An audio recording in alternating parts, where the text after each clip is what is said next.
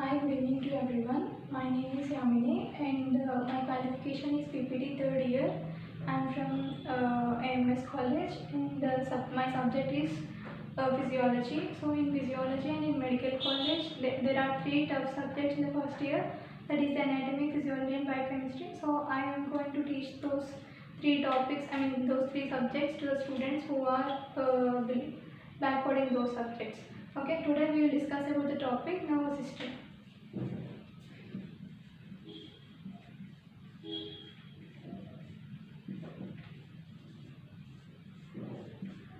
As nervous system is the main important one which controls our body voluntarily and involuntarily. So what does the nervous system consist, and what are the components, and what are the lesions and also the conditions which are leading to the patient or the troubling conditions and all this we used to learn today. So first thing, the nervous system is mainly composed of neurons.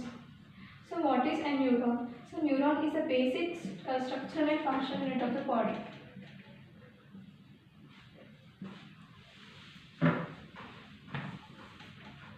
It's a basic structural and functional unit of nervous system. So the nervous system, whole of the nervous system in our body is composed of these neurons. So what does a neuron? The number of neurons in our body is some billions of neurons are present.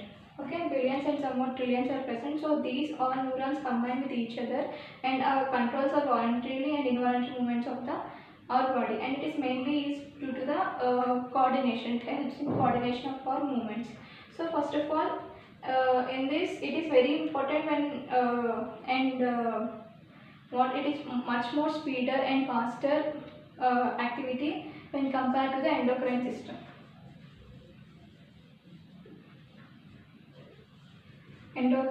So endocrine system is totally composed of the hormones, and these hormones are released according to our psychological and physiological basis. So according when compared to the endocrine as well as nervous system is much more faster and speeder when compared to the endocrine system.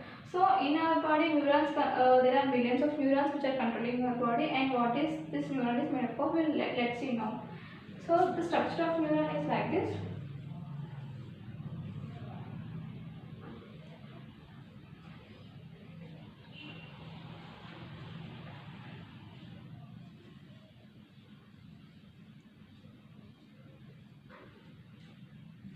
It consists of nucleus as well as cell body, and here dendrites are present.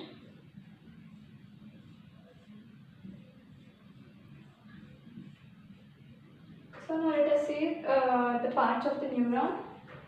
So these are the dendrites. This is the nucleus, and here is the cell body. This is the axon. Here cell is there. This is called Schwann cell. And here over mainly in the axon there is some sort of a sheath will be covers the axon. That sheath is called the myelinated sheath.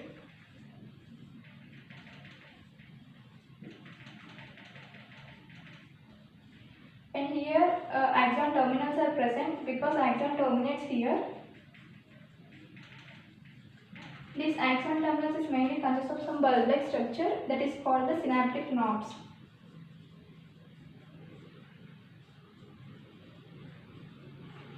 Synaptic nodes.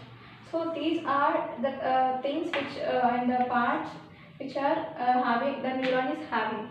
So the neuron, this is the basic structure of the neuron, which is composed of dendrites, nucleus, cell body, axon, Schwann cell, myelinated sheath, axon terminals, synaptic nodes.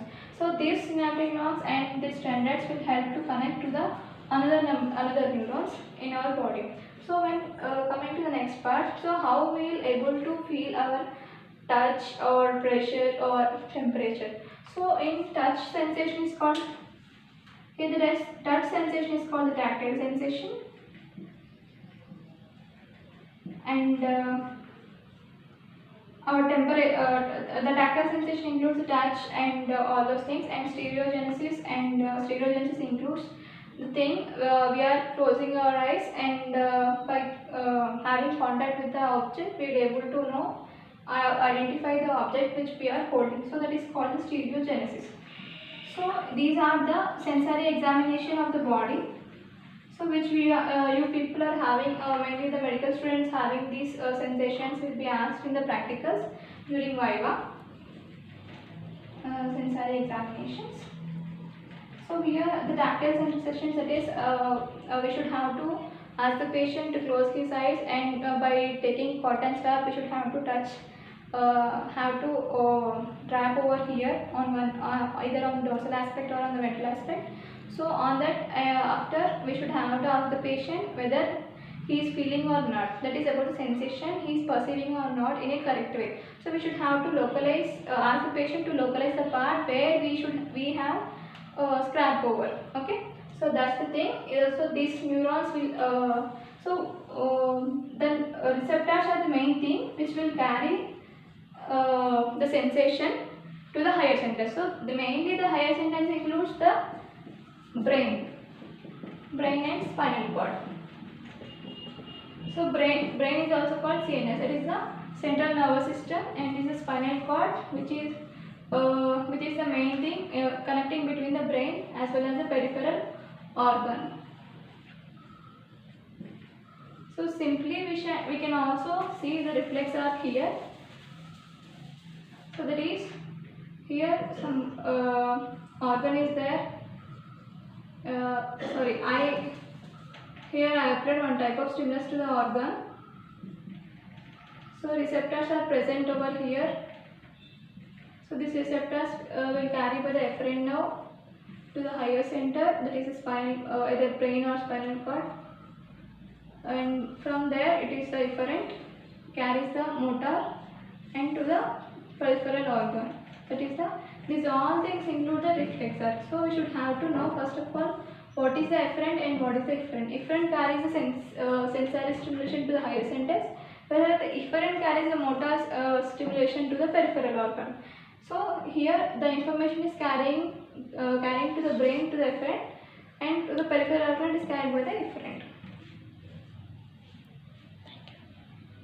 And this is the basic thing about the nervous system. I did not explain that much deeper. So thank you for giving me this opportunity.